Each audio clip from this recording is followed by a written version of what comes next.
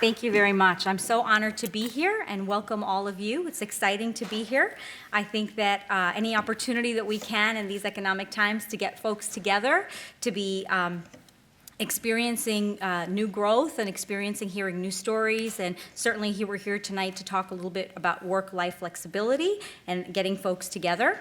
So I think that it reminds me of the TED Talk by Indra Nooyi, the CEO of Pepsi, as she talks to us about the blurring lines of flexibility in work and life. When we're at work, we're doing things for our personal lives. Sometimes when we're in our personal lives, many times when we're in our personal lives, we're doing things for our work. And so the lines often become blurry. And so tonight we kick off an incredible topics that we're going to explore: Japanese's economy and the work style, as far as the reform that Prime Minister Abe has come out with. We will also hear from our esteemed panelists and our featured industry leaders tonight. But we're going to be focused on our discussion around the current situation in Japan, low productivity, increased efficiency strategies, energy goals and accountability, as well as ways of being able to measure greater accomplishments in the workplace, Japan's work culture, and spending longer hours and how that impacts employee morale in spending longer hours in the office. We're going to focus on the Japanese population decline, and we're going to also talk about the new work style reform from Prime Minister Abe. We will also be focusing proactively on organizations that are responding to some of these increased work-life balance issues, concerns, and strategies with respect to companies such as Toyota, Nissan, Unilever, Nestle, and what are they doing from that perspective to give employees the opportunity to work from home or work remotely with greater flexibility. Also, what kinds of programs and policies are really needed to achieve greater work-life balance that really allow for both men and women to be extremely successful from the perspective of the workplace and manage to gender stereotyping. First, let's talk a little bit about productivity, efficiency, creating energy in the workplace, and what that looks like. So who would like to start? Tatiana? Sure, no problem. So I think the conversation in the workplace is changing quite a bit. And when you look at the types of jobs that are being created and the types of jobs that are really important for companies to be successful these days, they're a lot less about how many work hours do you spend in the office and how many hours do you put in, and about the quality of those hours and what are you really able to create. So the concept of productivity is changing. And companies are starting to recognize that and also change how they measure productivity, how they talk about productivity, what does it really mean for them. So I think some of those more remarkable changes are about what we, at least in Unilever, we call performance culture. But basically, it's this idea that what you're really assessing employees on is what they produce, the output, the impact they produce, and not how many hours they spend in the office. And what that creates is the ability to employees to manage their own life. And by manage your own life, I wouldn't, pardon to start a panel with bad news, is not about reducing your workload or recreating a very cozy 9-to-5 job. I don't think those exist very often anymore. But it's about making your life work for you. And for me, that means that the days I start early, I actually also get off early, take a break, go to the gym, get back to work later. It's a lot more about integration and finding the patterns and the ebbs and flows of work and personal stuff that really work for you, give you energy, and make you more productive in the new sense of the word. Excellent, great to hear. Jean, would you like to add to that? Yeah, I would just say that I think the blend between, and we were talking about this before, work and life, right? It's kind of like this very blurry line because so much of your life is at work, right? So it's really important for when you are at work or when you're working, wherever that may be, is that you're really excited and energized, to your point, about what you're doing. So how do you achieve that, so to speak, well-being so that you are as productive and energized as you can be when you're doing your work? So I think a lot of the employers, and including Bank of New York Mellon, are really trying to figure out how do you embody that wellness so that their employees can be as productive as they can be. So making it easier for people to take time off, to have resources that are at their fingertips that they can actually use from wherever they are, to give you that, kind of capacity to blend that life and work together. Sure. Professor Yoko, would you Sure. like to add to? I feel like that I'm from the Mars, listening to what they have to say, because I don't think the Japanese companies have a concept of performance culture. And we measure a lot of things. At the many different companies, they still measure the face time. So unless your boss leaves, you can't leave. And the other thing is, it's just not, face time only. We have a very high productivity at the factories, but the productivity in the white-collar workers is very, very low, one of the lowest in the OECD countries. And so, the thing is, it's more than just what the company does, because I found the study or the research which says that if your colleague works long hours, how do you feel? And you feel that, he's doing a great job or they're doing a great job. And they feel that, if you work long hours, you're performing so much better. So there's this very strong mindset which sort of emphasizes the long work hours. So you can't just, change this and that kind of things. It runs very strongly. And that's not, and I think another research result says that if the person leaves early because he or she has done the work, does it affect or does it impact the performance? It doesn't. Mm-hmm. So there's no incentive to do that. And you can tell, how people are interested or are eager to get to the office and spend some time at the office, because we had some snowy days. And I saw the long lines of people waiting at the station, trying to get to the subway, which is not running. But the main thing is that you have to get there. And I thought it was so ridiculous. So I had a meeting. So I said, why don't we do the Skype meeting? And they really objected. But I finally made them, convinced. But that's the kind of thing. And it's not that easy to change. Mm-hmm. Well, it's entrenched in our society, our working society. What might you say as a strategy to employees where their boss is sitting and one decides that they're going to have the courage to get up and go? What might you say to the one that remains? And what might we want to say to the manager from a productivity standpoint? Or how might we think about retrenching measurement of success? I think it's very important. It's very difficult to measure the output, particularly so when you're dealing with a lot of new type of jobs and different kinds of people. Mm-hmm. But I think it made a lot of sense to have to measure the face time, or old days. When you're there longer, your productivity tends to be higher. But today, it's a different story. Mm-hmm. What we need is an innovation and productivity improvement, so that doesn't correspond with the face time or the long working hours. And you lose so much because you essentially end up spending all your time within the company with the same kind of people. You're not exposed to what's going on in the rest of the world or outside, and that really limits your creativity and the ideas for innovation, I think. Sure.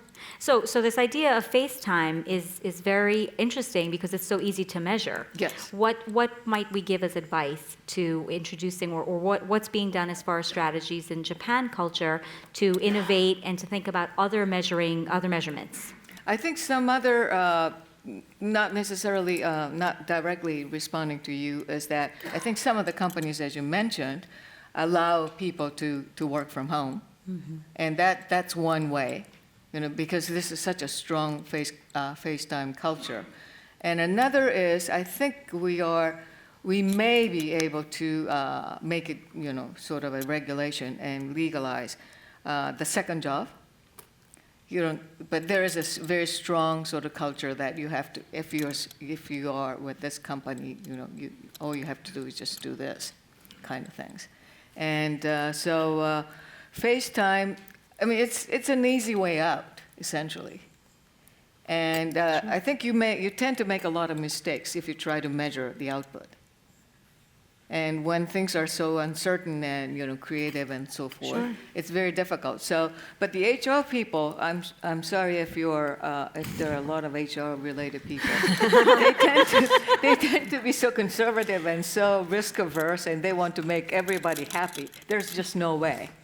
And you have to make mistakes.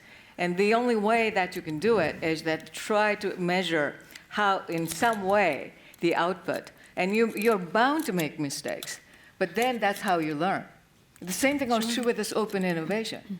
There's so little, the Japanese companies tend to be, I'm overgeneralizing, tend to retain people within and, as regular employees, and they're not open to sort of do the project type of work, depending upon the industries. And it's simply because it's much easier to recruit people within, but you can't survive, you can't be successful doing that because you need different kinds of people. And fresh perspective. Yeah, but unless you sort of define what kind of output is needed, what kind of people you need, you're bound to make mistakes and you're going to lose a lot of money. But you have to try, you have to start somewhere.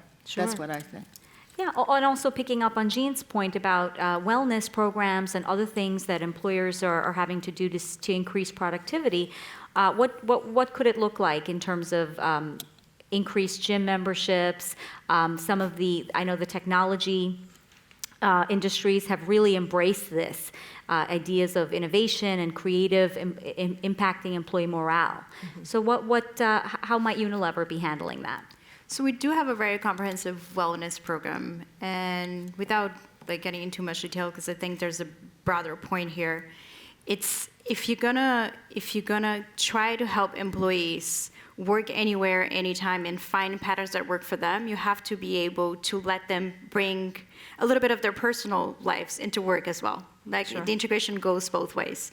You might expect that they might be working late or working some odd hours or finding some alternative patterns of working, but they also might be taking a gym class at 12 or at 1 p.m. in the afternoon, or they might be needing help in finding educational system for their kids, or they need financial assistance planning. There are all sorts of things that once work starts to get into what would have been traditionally your personal hours, you don't have time to do anymore.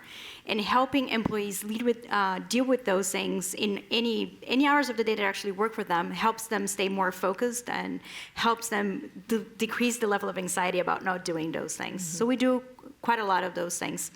I also wanted to comment on something that Yoko said about being traditional and how do you actually measure the output and all of that. We've been talking a little bit about what companies do, but there's also what the individual can do, and it's very hard to be that first brave soul that goes have that very first conversation with your boss. But you touched on a very important point, which is setting the expectations. Outputs not always are easily measured, but you can always have a conversation around expectations. So if you're sitting having a conversation, and especially if the culture of the company allows for that, and you say, what it is that the work that you want me to do and by when?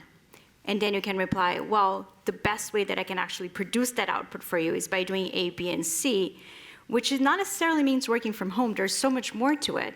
But if there's a clear expectation that a certain piece of work needs to be done by a certain time with a certain level of quality, it's easier for you to open a conversation about what it's going to take for you to get you there. Yeah, interesting that you're raising the point on the employer level, but now to the individual contributing employee level, how might they ask for that at the table? Your thoughts on that, Jean? Yeah, so I do think you have to be transparent, but you have to have the solution, right? So I think you can't just go and say I want to do this without giving reassurances and developing that trust that you can actually go off and do this on your own. So very often your own personal brand and what you've been able to establish in that sort of FaceTime established, more traditional vein makes it a little bit easier to kind of get into the next step. But I would also say it's about being transparent about your personal goals, right? So what is it that you want to accomplish? How can you be more specific in terms of the expectations? I think we're all getting better as companies in terms of that performance culture, in getting better at setting and measuring those goals. So yes, FaceTime is something you obviously can see happening, but underneath all of that, are you delivering the numbers? Are you participating in things above and beyond your own job so that you're actually showing and displaying leadership? Those are the kinds of things that are going to make employees outstanding. And so if your interest is really on, moving up the ladder in your firm, you have to do things that are going to stand out. And that becomes a little bit harder as you kind of get into any kind of a remote environment, but you can do it if you, put your mind to it. But it might actually be a little bit harder to get in that groove. Sure. So are you thinking, Jean, that stellar employees have a better a track record to ask for flexible time? I think it's easier, just because I think they've already been, developed Established? that trust. That's not to say you can't, but I think it just makes it a lot easier. That's great. So let's explore a little bit about the gender gap and a little bit about the diversity in terms of, is it easier for men? Do you think it's easier for women to ask for flexibility in the workplace and that balance? And what are they met with from their employers? So I'll start with that. I think managers expect women to ask for flex time, but they don't expect men to ask for flex time. I think that's just an expectation. But I do think there's a broader trend that we all have to kind of recognize, in that we're really all in a war for talent, right? So I think that that's apparent, and when you look at the up-and-coming millennial generation and the choices that they have to go and work for a Google or an Uber or something where there's much more attractiveness in terms of how that work life appears to be. I'm not saying it's better, but it just looks that way. They've got ping pong tables and all that kind of stuff. We do too, by the way, in our innovation centers. We put them in. But I think it is, how do you attract that talent? And in well-established organizations where the perception is it's too rigid, it's too cumbersome, it's bureaucratic, how do you kind of dissuade, get that image out of the way in order to attract the really good talent? And I think that's what all established companies are going to be faced with in order to get to that innovation that Yoko was talking about. Absolutely. Tatiana, did you want to add? I was curious about helping men be more successful. We're seeing an increase in companies that want to give greater paternity leave time as a direct output from men saying, I also want to be successful at home. So what does that look like in terms of some of the gender pieces? I think that's such an important conversation. There is still, in a lot of our minds, an equation of need for flexibility and working mothers. That's the first thing that comes to everybody's mind. And until the conversation becomes broader, not even the working mother's life are going to become broader. Because if you want working mothers to have a better life, you need parents at home, both parents. Right? By the way, whatever gender they are, you need both parents at home at a certain amount of time. So the whole conversation needs to be broader. Everybody has a need for flexibility for whatever reason. For some people, it's aging parents. For some people, it's kids. For some people, it's whatever it is that they're interested in. So if you want people to be creative, to be their full selves, and to really bring their best, they need to be able to pursue their interests in the best way that they can, and in the best integrated fashion. So there's a lot. If I'm going to speak personally, there's a lot of the way I work and my creativity when I get productive that actually has to do with the cooking thing and how much I like it. And it's me. It's the same person. I don't change into Superwoman clothes before I go to the office. It's really the same person. And I think we have to open up different types of conversations so men can ask for the flexibility that they need, whether it's because they're a parent or for whatever other reason, or whoever it is that they're taking care of, or whatever it is that they're pursuing. Single women must be able to ask for the same permissions and pursue whatever it is that they have going on in their lives. I was transparently sharing on the backstage that we were starting a group of single women in the office. And we struggle with this idea that we keep making up doctor's appointments whenever we need to leave early, because it seems that the only legitimate excuse, if you don't have kids, And it shouldn't be like that. The conversation should be out in the open for everybody. Everybody has different interests that they are pursuing that helps them be a better professional, a better person, a more comprehensive leader, actually. So until we change the conversation for everybody, it's going to be really hard for people to bring their whole selves to work. Yeah, we had a great conversation about this idea of reverse bias, and it's interesting to see many employers that want to hire single folks because they feel that they're not going to want to be afforded the flexibility. Jean, can you speak a little bit about that? And are we getting past this? Yeah, I think we are. I mean, I do think that, with technology today, I mean, we're really all on 24/7, right? I mean, it's like, in the middle of your vacation, anywhere it is, you're looking at Electronic your life BlackBerry or support. whatever. I prefer not to do that, but I think it is something that everybody gets a little bit more, that we're highly productive today if we want to be. And, we can also, being single doesn't necessarily mean that you're going to give more, right? I think employers are, for them to think that way, I mean, you can only be single maybe for this year and next year you're not. I mean, it's, we shouldn't be hiring on that basis.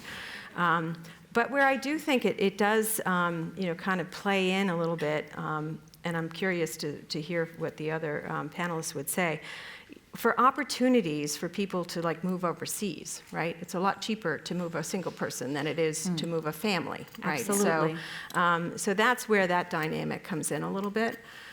So the earlier you kind of do that in your career might be better to take advantage of those opportunities. So, Jean, you raised an incredible point, one which we started talking a little bit about from a visibility standpoint, upward mobility, getting visibility in the workplace, as well as wanting flexibility. Are those two things, are they oxymorons? Can they be together in the same sentence? I want more, but yet I want time off. Yeah, I think I want to bring my creative self to work. I think it is a bit of an oxymoron. I think certainly in traditional companies, you have to have visibility in order to, for people to, sponsor you, get you up the ranks, right? So how do you strike that balance in your work-life balance, right? To be able to have just the right amount of face time, right? It doesn't have to be, aggregate, I've got to stay till my boss leaves. But how is it that you can seize opportunities that give you leadership visibility, no matter where that is, because I think that will actually help. But so you kind of need to have the balance of the face time and remote and figure out how to do that. It could be virtual, but you have to be able to, as I said before, kind of stand out and have personal goals, all right, about what that actually means to you. Not all of us want to be the CEO, right, of the company. So what does it mean to you in terms of success? Your own definition of success is what's really important to you.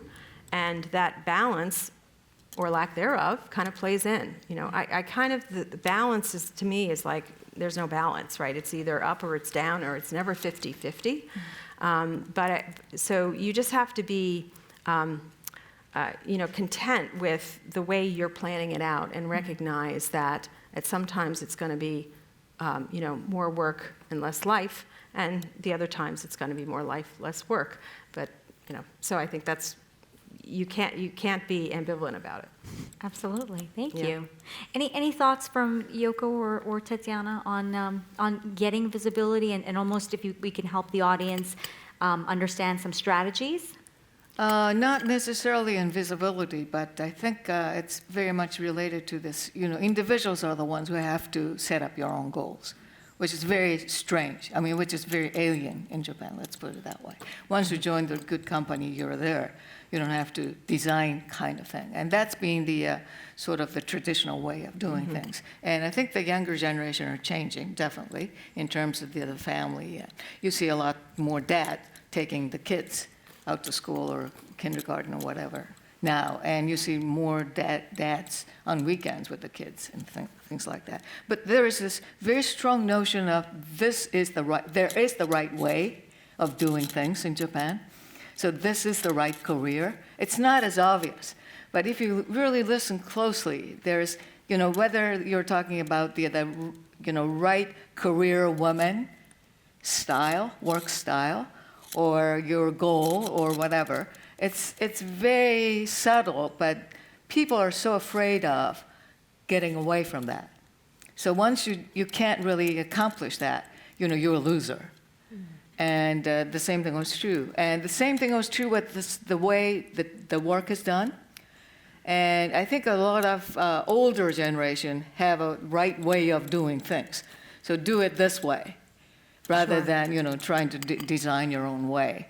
And so and once you start doing it, people stop thinking. That's the danger, I think. So you really have to make sure that you are in charge. And that's a very difficult mindset to get across still today, I would say. Absolutely. Tatiana, would you like to share with us some strategies that? Sure. And I also want you to think about how does it come? How do you ask? How do you get into the conversation? How do you ask? How do you step into? What's the mindset? Because to ask for flexibility, it's very difficult. There's a lot of confidence that needs to be associated with that. Yeah. So I'll tell you two things. One, I agree with Jean about you have to raise your hands for different things. And it doesn't have to only to do with upward mobility. If you're going to continue to learn and to do different things, you have to volunteer and get involved with different projects and different pieces of work. I think that's pretty much a basic reality. And I think the only way to kind of like break through that oxymoron of that meaning more work and less personal life is to actually be very, very strategic about what pieces of work are you going to get involved with and what are the things that are really, really going to actually improve your life as a whole. Not only your job, not only your upper mobility, but what are the things at work that you can volunteer for that actually will add something to you as a person. What can you learn from the most? What give you the most energy? What will give you the most pleasure?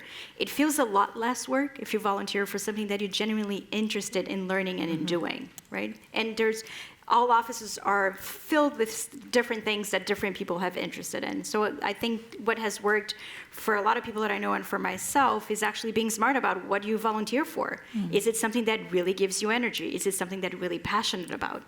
So I personally try to get involved with things that have a good mix of talking to my passions, but I don't know nothing about, because then I can learn something and it can really actually push me forward. So I think that's a strategy that I have found, at least personally, has worked. So in terms of starting the conversation, it will depend a lot on what type of relationship you have with those around you. I have seen successful conversations happen at a team level, where there's somebody who wants to start and say, I really want to have a conversation about working styles and what works for each one of us, so we can all collaborate better. And somebody would say, don't try to collaborate with me at 7 a.m. in the morning. It doesn't really work. And somebody will say, don't try to collaborate with me at 8 p.m. at night. I'm putting my kids to bed. And everybody will come up at their specific angle because everybody has different challenges. And that opens up a very productive conversation. The other way to do it is actually have that conversation with the person who supervises your work and say, I want to know how you work and how I can collaborate with you better and put some of your needs on the table. Somebody needs to take that initiative. But I think the first thing to keep in mind is that whoever you're having that conversation and is very vulnerable, it's also a human being who also has their own needs. So that makes it a little bit less threatening. Oh, this is great about you've opened up a new philosophy around engaging in the work style conversation. How do I want to partner? How do I want to work? What does success look like for me? And how can we team up better to accomplish our goals? So that's interesting to hear. Yoko, did you want to add to that? Yeah, the work style? I was sort of thinking about this visibility kind of things. And because we have a fairly strong culture of conformity, and we have the saying called KY, that meaning read the air. You're supposed to read air of that place and don't disagree or don't say something completely different. But when you say something totally out of the blue, off the wall, you may gain the visibility. And I mean, that's kind of thing which sometimes happens to me. I'm the only one, female board member of something. And if I say something like, why do we do this? Why don't we do this? Why don't we do? And they said, what is this person talking about? But if you say, something totally different, they may start thinking about it, kind of things, rather than, and they say, well, because she's a woman, what do you expect? So if you are very different, Well, the fact that you have the seat at the table and your Yeah, voice is being exactly. heard Yeah, is changing yeah. the tide. So- What does balance look like for each of you personally? And how have you fostered that or inculcated that in your careers? Jane's like, that's a great question, Yeah, Katie. that's a great question. As I said before, I'm not sure about what some days it's balanced, somewhat balanced, some days it's not. But I think We can do the daily look, the weekly look. yeah, it's more like the yearly look. But I guess one of the things is making sure that again, for you to show up well at work and be happy at work, you have to be happy at home, right? So it does start with having very specific and deliberate discussions with your partner, whoever that may be, if you have one, so that you're kind of in sync in terms of expectations on both sides, right? So I was very fortunate to have a husband who was very understanding, supporting my career. He had more flexibility than I did in terms of the hours, worked from home. So he probably didn't like it all that much at the time, but now as he's looking back on it, he's very grateful because he had more time with my daughter than I did. So I think it's, it all kind of plays out in the end, but the support mechanism that you have, if you do have a family at home, and planning for that is something that I think can actually give you much more peace of mind and have you show up for work, in a better mental state. Wow, so balance for you almost looked like a lot of communicating with your partner and thinking about what would work. Yes. That's great. Yuka, what does balance look like for you? One of the suggestions which was very helpful for me is that I didn't get married until like late 30s, and I was working for the consulting firm, which is not a great combination. And so I was just so stressed out because I had to do so many things as a first-year consultant as well as first-year wife type of, right? And I was like, how can I do all these things? And one of the suggestions that I got from the career women, probably 2 decades older than I am, is just don't plan to do, don't make a short-term plan. Plan for the longer time. And say, don't try to, balance it day-to-day basis. There's just no way you could do it. Or weekly basis, and even a monthly. So if you can just do it long-term and say, well, okay, over the long run, if I accomplish so and so and so, that's fine, kind of thing. And that was very, very helpful. And but I lost my husband to cancer and so forth. And now I feel I do a lot of things. I don't have a family with me right now. But what I do is that work as life rather than work life. And if you enjoy your work, and if it's not that stressful, I mean, that's fine. And since I'm freelancing, I don't belong to any organization because I really wanted to go against this sort of status, sort of seniority culture in Japan and organization. So I said, well, I've been telling the younger generation the 21st century is an individual era of individuals. You can do whatever you want to. And so I said, I'd better practice what I preach. So when I retired from KO 3 years ago, because I hit the retirement age, I said, what do I do next? So I said, well, I'll be freelancing. Because I was freelancing right after I got out of college. So I wasn't that scared. I was scared to some extent, but I wasn't that scared. So it's like work. I don't know. Some people say that I work too much, but I mean, to me, work is fun. So as long as I enjoy it. Yes, the new buildings of I can see an employer latching onto that. My work is life, my life is work. There's no differentiation. So that's interesting to hear that as a freelancer, you're sort of finding balance, new ways, and bringing more passion to what you do. That's great. Tatiana, what does balance, how has that shaped for you, and how have you kind of taken the journey around that? So what I try to do is really be mindful and manage my levels of energy. And on how that looks like on a daily basis, I was telling you about how much of not of a morning person I am and how many 6 a.m. or 7 a.m. calls I have. And what that means is I'm depleted at 4, and then I leave, I go to the gym, I get replenished, and I can even work more after that. And that works for me. Doesn't work for everybody. Depends on what else you have going on in your life. But more than that, that's one specific example on how I actually manage my energy levels. More than that has to do with the fact that at some point I realized that when I'm pushing too hard and I get too stressed and it's all about the hours and there's not enough fun, rest, creativity, idle time, or anything like that in my life, I legitimately become a worse employee. And more important than that, a worse boss. So you can ask anyone on my team, that's true, I'll give you the phone numbers. When I'm working too hard, the whole team actually, the output of the team loses quality. Because instead of actually coaching them, instead of letting them create, instead of giving them a little bit of space to breathe, there's stress being imparted by me to everybody, and that's just not the best thing I can do. That's not the best service I can provide to everybody that works with me, whether they are in my team, they're my peers, they're my mates. Whatever relationship you have with me, I can help you better if I'm not completely stressed out working 80 hours a week. And once I realized that, and everybody around me started actually producing better, interfacing better with me, also a lot of that fear of not working 80 hours a week went away. Yes, this is true. You bring up an interesting point about your leadership style. What kind of advice are you saying to your direct reports, to your matrix team members? Anything that you're, I imagine not on the heels of a performance evaluation, but how are you inserting that within your regular leadership style and in your meetings?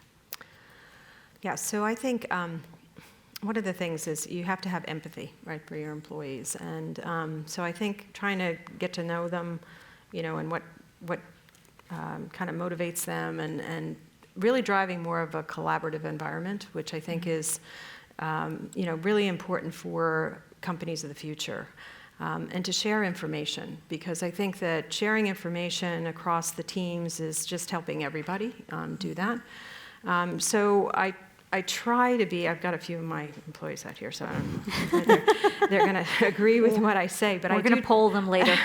I do think communication is really important, and I think, kind of regular meetings and taking the pulse on, what they're working on and how you can help is, kind of how I go about my leadership style. I think it's more about not a command and control, but it's more about how we can help and how we're communicating the larger picture and the goal that we're seeking. Interesting. So you're almost looking at workflows on the team and workload and kind of thinking about how that gets dispersed. Yep. That's great.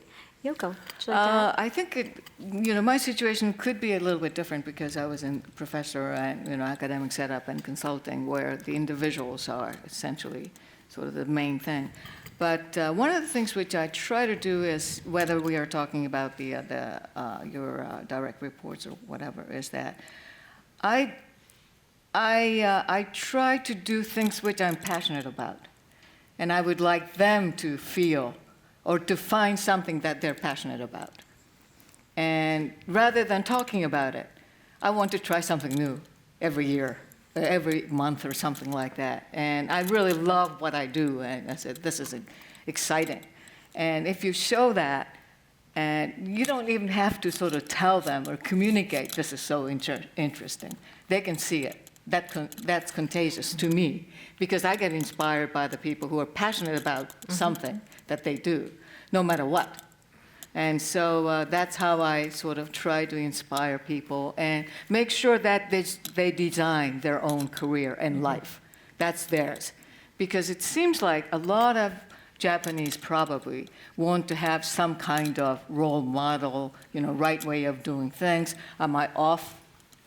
They're so worried about that. But it says, do I do this? Do I not? I said, this is your life. I'm not living your life. So it's, you have to design it yourself. So just playing on that point, how might the U.S. counterparts for Panasonic or Unilever or some of the Japanese companies, how might their U.S. counterpart employees be managing or be finding creative or innovation? Creative strategies and passion strategies. You mean the U.S. operations in here of Sure. the Japanese companies? Sure. And is it run the same way? I'm not really sure. I mean, I'm pretty sure that they have some legacy, sort Sure. of the Japanese culture. And probably Japan society, I don't know whether that's the case or not, whether you can work from home or whether you have flexible time or whatever. But there may be a little bit of legacy from the Japanese corporations, and they tend to work like crazy hours.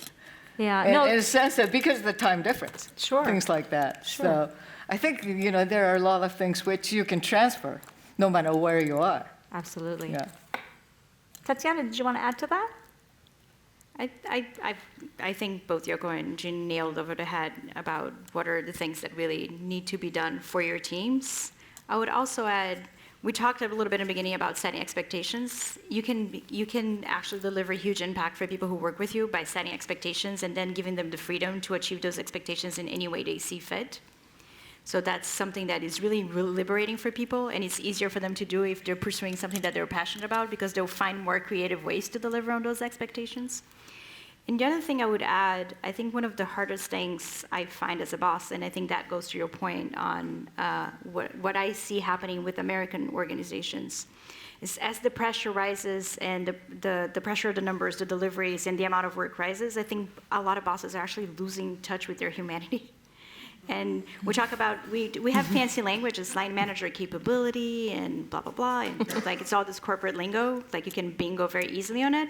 But to me, it's about being a good human being as a boss, being present, listening, knowing signs of burnout, really talking to your people, knowing what's important to them, what are obligations and interests they have, knowing when they're just about to start crying or whatever, and actually letting them instead of just shooing them out the room and having a conversation. So knowing what's your shadow as a person, we all have one, and we typically don't see it. You have to be very self-aware to be looking for what your shadow as a person is, or your shadow as a boss, as a leader is. And being mindful of what reactions are you causing on people and just being there for them. I think it's incredibly challenging in the current environment of workload and how fast-paced and how technology-oriented we all are. How much time do we spend with our phones in our faces? All of that is making really, really challenging for us to remember our humanity when we're dealing with other people in the work environment. I think that's such a beautiful point in terms of companies increasing pressure and their workload and deliverables. But I think it's an incredible point to bring up around the humanity pieces and certainly compassion and having the leaders really be able to give that back by knowing their employees and certainly knowing themselves and their creative spirits. So I think all of you brought some really great points to light. That feels like a great place to kind of open up and do a check-in and see where we're at and kind of move things to our Q&A session. So would love to, I know that there are many folks out there that have burning questions. So we'll try to do this where we can have our folks come over to you and you'll have a microphone. I know you have lots of questions that you want to ask these iconic leaders who have just shared and gotten very vulnerable with us. No pressure, no pressure. Yeah. The first is always the question tough to get over, right? But I'm sure somebody has a question. And once someone kicks it off, Here. We have one here. in the here. front. So a microphone will be coming right over to you. Everyone's anxious to hear.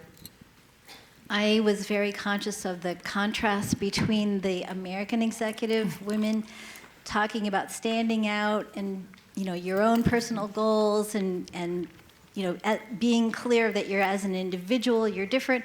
And then in the Japanese case, the strong norms about being in a group and not necessarily the nail that sticks up gets hammered down. Yeah. So I almost mentioned one thing I think that's helped American women has been employee interest groups and women getting together. And a long time ago, we had women consciousness raising. So I wanted to ask if there's any group equivalent of women getting together so that they don't have to be the isolated one to ask to do things different in Japan, and if there's any examples of companies in Japan actually succeeding in having women be brought more into being able to be promoted and having opportunities for a more balanced life instead of the typical work all day, work all hours, and then have to go out drinking. Is there any hope? Sure, we can do that too. Prime Minister Abe, he came up with this 3-arrow economic plan when he took over. And the third arrow is structural reform, which is a little bit behind compared with the other two. And one of the pillars is women empowerment. It's partly because the working population is going down, and our productivity is so low, so we have to find people somewhere, right? And the women are half of the population. They're very well educated, and so are the elderly. So we try to figure out, how to make sure that they participate in the labor market and things like that. So there have been a lot of movement. There have been a lot of campaign, a lot of conferences and seminars and things like that. And there are quite a few organizations, probably too many. I can't think of, I'm invited to a lot of different things, and I don't know how to distinguish this from that kind of things. And the companies are very much into that as well. And so when the Prime Minister Abe said, well, you need to have one female director, member of the board and things like that, I think the businesses are just kind of making sure that they are perceived as fashionable kind of companies. And that's been going on. So that really has helped. And I think that has given the momentum. When it comes to the companies, I think to some extent it depends upon the industry. And IT-related, unlike Silicon Valley, I think there are more women, kind of, and we have sort of female entrepreneurs in that area because that's so new. And so everybody is just receptive to new ideas. And some of the consumer packaged goods companies, I'm on the board of Shiseido, and they are doing a lot and lots of things, try to make sure that the women are empowered, because we have so many women, as a matter of fact. And we have, quite a few women board members, managers, and so forth. So that's where we stand. So there's definitely momentum, and a lot of policies are in place. It's just a matter of, okay, how do we make sure that we sustain that and the mindset change? Jean, would you mind adding to that? Yes. From an employee resource group's perspective, and also if you could touch on the global, sometimes there's remote workforce, and from a global perspective, if you wouldn't mind adding to that. Yeah, sure. And just to the point about, are there women's groups for Japanese companies? Well, I think represented here today, we have a large group from the women's group at SMBC. Who actually, they're the ones who got me here. So, so the connection that we've been able to make with them, and then I also know that Mizuho, a woman I knew at Mizuho, says that there's a women's global summit that's actually being held in Tokyo this year in May. So it's actually happening there, which I think is a really great sign. But the women's group, we have a women's initiative group at Bank of New York, Mellon, and that we've been in existence for about 14 years, but that is a great way, and we were talking about strategies in terms of getting visibility. It's a great way to come together. You have to involve men in the process, right? It can't be the women's, coffee club that, gets together and just complains, right? You have to actually be doing something to change the company that you're working for and help with that cultural change that really has to happen in terms of all kinds of things, innovation, sharing best practices, looking across the industry and seeing what's being done by others, so you're sharing best practices. So I think it's a great way for getting that visibility, leadership, but also being able to change the company you work for. Absolutely. Other questions? We have a lot more hands. You were the first one, so thanks for kicking us off. Let's take the front. If you could give us your name, a little context about who you are, Sure. That would be Justin fabulous. Manger, Sojitz Corporation of America, and we do have a telecommute policy here in the U.S. for Sojitz. Speaking of change, innovation, and all the innovation that we want to see, whether it's work-life balance or other changes in a big company, if you could speak, since you're all multinational global leaders. Does the change come from overseas or local offices and branches, or does it come from the top, wherever the headquarters may be? Mm-hmm. And what is the interplay between the local regional offices and the headquarters? Who drives things? Wow, great question. Wow, that's It's a complicated Top one. down, bottom up? Yeah, so I can All start directions. if you want. So one of the things Bank of New York was founded by Alexander Hamilton, right, 1784. We're a really old company, and how do we change, right? So part of that in terms of innovation was actually driven from the top down. But it was global, right? So we actually, had a huge program that we rolled out across the globe to have people, any employee, any of our 52,000 employees could actually come up with ideas, put them into a portal. They were sorted through the businesses, and they were rewarded for some of these things. And then we actually had a Shark Tank like contest, right, which was again global. But that kind of accomplished a couple of different things. One was our employees saw that there was change and there was an interest in their input to that change. So it was drawing upon their participation, no matter where they sat. And was probably most interesting is when we got to the very best ideas, there was diversity, right? It was diversity of gender, culture, location, business lines. So those are the things that actually came together to be the most successful ideas. So it kind of, I think piqued the interest of our employees to say, well, all this talk that's out there around the business imperative, around diversity and inclusion and change and innovation actually does have a meaning, right? And can be very influential in terms of how you change a company. So that's one of the things that we've done. But it had to start from the top down. And we actually had our executive committee be the judges for those ideas. So that's just one idea you could take home. It's great. Great to introduce diversity and inclusion and how that ties it together and kind of starts that. So another question in the front.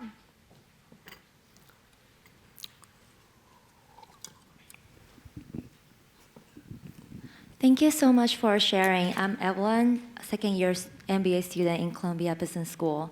So I have a question for Yoko. I heard about this little story from my Japanese friend. I'm not from Japan. And he said that in Japan, women are demotivated to study hard to enter the top school, University of Tokyo, because they would become less valuable in the marriage market. So do you see the same notion demotivates women from excelling their career? And if that's true from your point of view, do you see that changing in the following years? Okay. Thank you. Yeah, I've heard the same story, and I think the mothers play a very significant role, discouraging girls not to go in. And I think I often say whenever I talk to the younger generation, your parents live in a totally different era. So don't listen to what they have to say. And don't even, listen to what teachers say, because they belong to the different generation. So they still think that the established companies and so forth is the great thing in full-time work, which doesn't, exist anymore, kind of thing.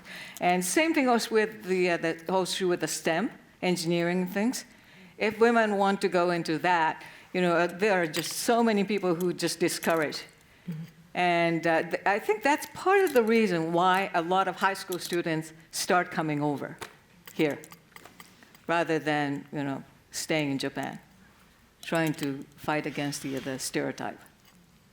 Well, it's great to hear that we're addressing that and creating awareness around it so it doesn't repeat itself. Other questions? Sure. Okay, I am a student, and my question's for Yoko. Yes. On the outset of the event, you actually made a comment that white-collar workers in Japan are probably the least productive in all of OECD countries, which gave me the question of what are they doing? I was wondering if you could expand on that.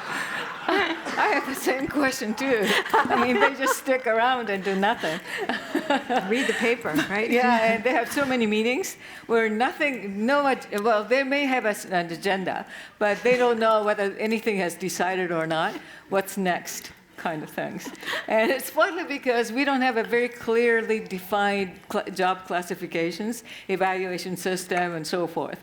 So, I mean, that's what they do, unfortunately. Sounds like they need more studies around FaceTime productivity and FaceTime measurement versus non-FaceTime. Yeah. Maybe they might get more done when they're not in person. Other questions?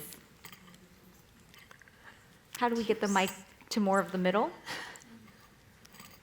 We don't want to disadvantage our folks in the middle groups. Thank you for also identifying who you are and giving the panel a little bit of context as to where you're coming from. Sure. My name's Regina. I work in talent development for MUFG. It's really exciting that the conversation around work-life balance has started at such a high level in Japan, and a lot of very big companies are starting to take that seriously. But there's still a huge gap between the messaging coming from above and the actual workers that are still feeling the pressure to meet the same goals and fulfill the same workload. So if there's any kind of advice around messaging or actual initiatives that can start taking place to kind of help manage that gap, I do think it needs to come from the top down and from the bottom up, but I think a lot of people are struggling to find how to start. So if there's any thoughts you guys have around how we can get people started in very traditional conservative areas that are looking for progress but struggling to find that step. Let me sort of clarify certain things. I think we are known to have long working hours, but if you take a look at it very closely, that's essentially the regular male workers. Their working hours is so long. But a lot of women are on the non-regular type of things, and they limit their work hours. So that's part of the reason why their work hours is not as high as we think, or we sort of assume. And so we have to make sure that, how does it work? We have to just change this distinction between regular and regular because their pay is so different and so forth. But I think one of the things is that as long as the companies are doing all these crazy things, like long working hours and FaceTime, they have such difficulty recruiting good people. And we have such a shortage of having good people. And that's how some of the companies started having the global human resource sort of practices. Because all of a sudden they're a global company, but if they stick to this Japanese sort of practices, there's just no way that they can hire good people. And you can't just, do all these things on the global basis with the Japanese only, right? So I think once they realize that, and some companies have started realizing it, then that will start sort of getting the message across. It's a long process. It's not just like quick fix, definitely. But I think that's one of the reasons. And the people, the younger generation, see all these things. So they don't want to work for the companies which this traditional practices are still continuing. So I mean, they may have they have some other options. Sure, it's such as interesting. Google and Yahoo and so forth. Interesting to think about, the company's recruiting, their turnover, and certainly one of the major, as Jean would hear testify, to having to put in ping pong tables to keep up with staying competitive. So great question. Hope that addressed that for you. Can I Sure, add something feel to free. that question? I think changing policies are great, and doing that at the top and saying we're going to change the way we work is great, but it really only takes you so far. The day-to-day of your experience working in a company, it's not what the policies, it's your boss, it's your teammates, it's the people you work directly with, in particular, your direct supervisor, your boss. So if it changes a policy and your boss ceases to acknowledge that something needs to change, your life will not change. Because that's who treats you on a day-to-day basis. So I think there's a lot companies can still do to humanize line managers, to go back to my former term, but it's what your team and your boss do with you on a daily basis that really dictates what your experience in that workplace is like.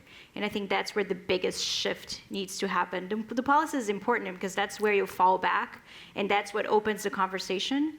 But a lot more needs to happen on the leadership side, and what the bosses do dictate what the boss will think is the right thing to do. How you assess that boss on their leadership capabilities will dictate what they do, and how well recognized for doing the right things for their employees, and how many people quit their teams, and all of those things, whether they actually are recognized or criticized for that, those things matter. And I think there's a lot of that's a lot of what companies don't get right when they just change the policy. I have an idea for you. If your CEO kind of says everybody has to leave by 6 o'clock, including the guys. We had an energy crisis in Brazil once that actually forced all the lights to be shut down at 6 p.m. Yeah, That's a so- little different, but it kind of worked.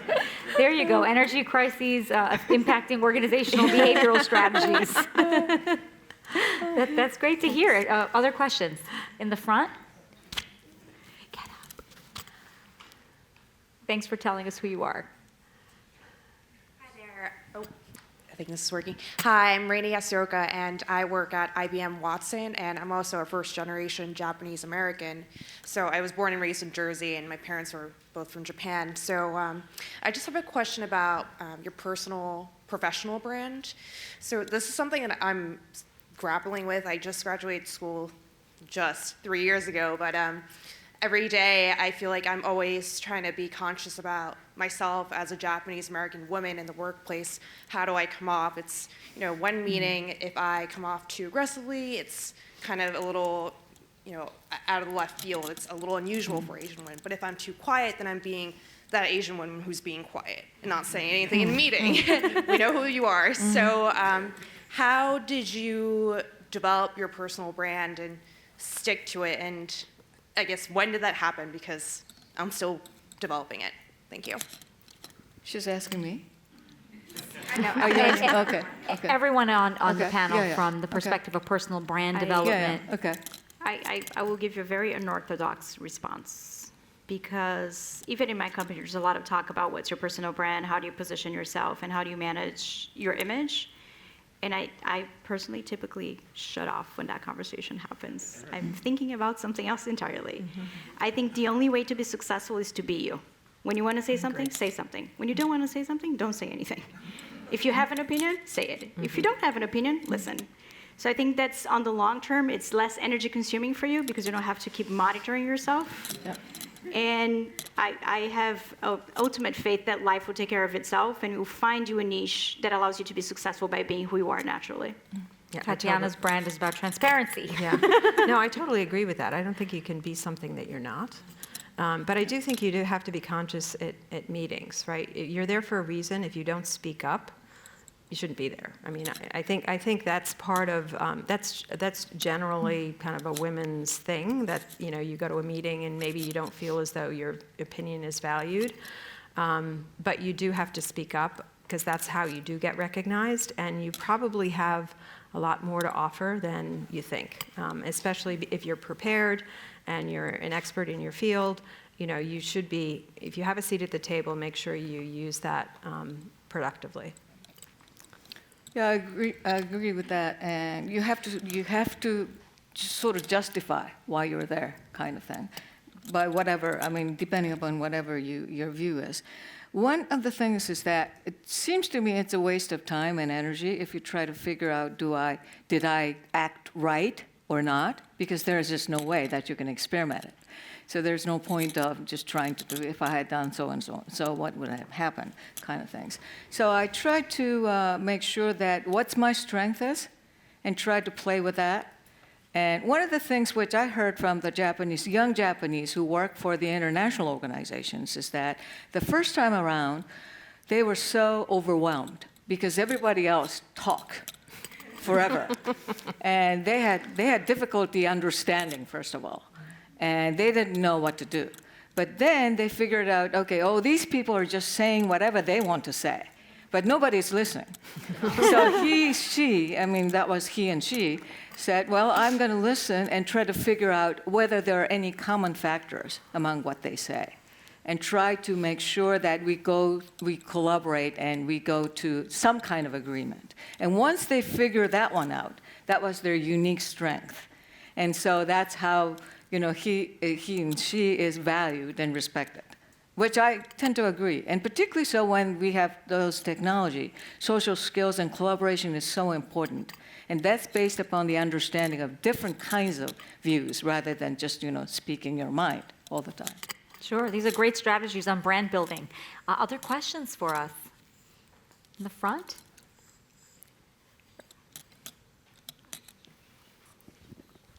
Thank you.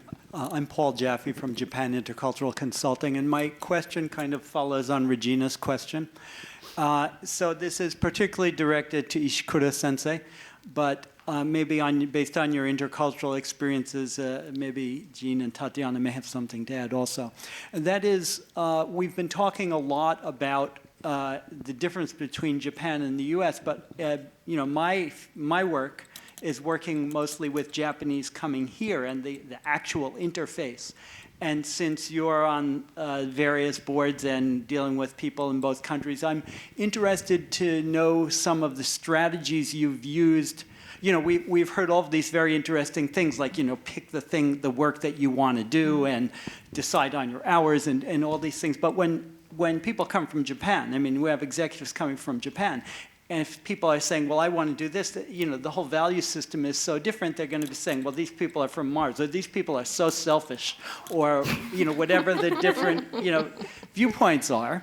But I mean, it's hard enough to cross to the US, but then with these new corporate values, it's really a giant leap. So I would like to know about your experience and your best practices for working with Japanese executives and managers coming here. And also, Tatiana was mentioning that there's this issue about your boss, and if your boss doesn't get it, then it's not going to make a difference to you no matter what happens above them. And when we look across at this divide across the Pacific, we get people who are coming here as expats, but they're going back in 3 years or 4 years or 5 years, and they're coming to a kind of alien structure here, but they're responsible to Tokyo or wherever the home office is, and they also they're going back there, and that's where their career is. So what are some of the best practices you've used for working with executives and managers coming here? And also, which I think is really important, what do you do to get a dialogue going between the two sides of the ocean about these global issues? Okay. Let me just give it a try. There were a lot of questions. Yeah, Gave her a lot of questions there. I'm not sure whether the dialogue can happen or not. I used to work for a consulting firm, and in Japan, McKinsey, and we used to work with the multinationals, and most of the time, that was many years ago, so things may have changed by now, but we ended up fighting against each other. The headquarters in Germany or whatever have their own client team, right? I mean, their McKinsey team. The Japanese subsidiary has Japanese team. And we never agreed, and we ended up fighting with each other, and we sort of learned, what to do kind of thing after that. And the best way is that rather than talking about it, make sure that they see what's going on in Japan. And their own experiences kind of things. Because it's very interesting in a way because there are so many similarities on the surface. But if you go deeper, there's this very different mindset, culture, that kind of things. But now I think the things, these differences are sort of disappearing to some extent, one. And another is that even within the US, you have such a big divide. So I'm not really sure whether, you talk to the people. I mean, I talked to the people in New York, and we had a very different reactions to the election. I'm pretty sure from the people that I went to school with in Kansas. So, I mean, that's the kind of thing that's going on. So I'm not really sure whether, you really need to be that much aware or that much sensitive to the intercultural kind of things. And one thing is that I think that this rotation system of sending them for 3 years and come back, I think that's kind of ridiculous. Because they are, and some people just leave because they love it so much in here, and they look for the job here, rather than going back to this original Japanese traditional stuff, which I don't blame them at all. But they certainly are changed, right? So certainly to your point, with respect to the expats, it would almost be interesting to see when they go back they're not going back the same. No, They've they're not. experienced a new Yes. culture, and I think that would be really interesting to think about, raising the awareness that way. I think I would add to that. I cannot eloquently talk about the American-Japanese paradox because I'm neither one of those things. But there is something that I learned by moving here is that nothing puts your culture so much in the forefront of your mind than actually experiencing a different one. And you can have a conversation about your own culture, about what you bring to the table, or what you believe, as clearly as after you experience something else, and you could not have possibly done before. So in whatever knot you're trying to untie, I think it only really happens because people are exposed to something else. Otherwise, it's whatever they know is what they always know and what they always will know. So I think if you open that door, some really interesting dialogue can come where one culture gets to see itself by the eyes of the other and vice versa. Very exciting. We have more questions, and we want to make sure we get everyone's burning questions. My name is Kellen Gersick, and I do research and writing and consulting with privately held and family businesses in Asia and in the U.S. And I loved your comment about the impact on your marriage market of being too ambitious as a woman. It brought me back to what you said a while ago about the gender and cultural norm evolution as part of the work-life balance issue, because I had always assumed that. At least in recent decades, for women in Japan and in Asia broadly, but in Japanese companies, it's fine to have a job, but then at some point, that era of your life is supposed to end. Mm-hmm. You're supposed to get married, and if you have, or for heaven's sake, if you have children, the schools expect, elaborate bento boxes sent with each kid every morning, and costumes for pageants, and complete availability. And there's just no way to sustain normatively valued parenting and two ambitious, high-powered careers in a family. And you suggested that some things are changing. And I'm interested in, can you say a little more, go a little deeper about, is in fact the concept of gender role, gender differentiation, dividing up the work, child rearing and so forth, is there real significant change in that would allow a broader spectrum of women to actually feel and act that ambition for serious careers and leadership? Sure. And what if the woman wants more to be more ambitious, and what if the man wants more flexibility? So speaking to that gender gap and gender equity.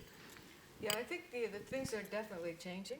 Can you hear this? Yes. And I know some people who are like 20 years older than I am, and most of them, even though they're career women, they are pioneers. And most of them were not married. And 10 years later, they're married, they have kids.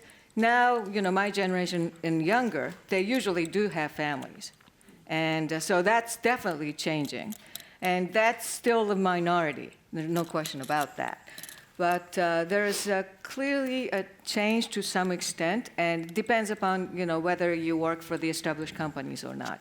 One thing, though, which may trigger the change is that we have this aging population, right? So they require the elderly, including me, as a matter of fact. And I do have a 95-year-old dad who I need to take. I don't have to take care of him, but I go and have dinner every weekend and so forth. And a lot of people, men, started leaving the company because they have to take care of their parents, not just women. So that may trigger a big change. And we are, our life expectancy is so long. So even after you retire at the age of 65, you have like 30 years. What are you going to do? So you you have to think about what you are going to do. So that will change a lot of things in terms of gender roles and things like that, I hope. Any other comments?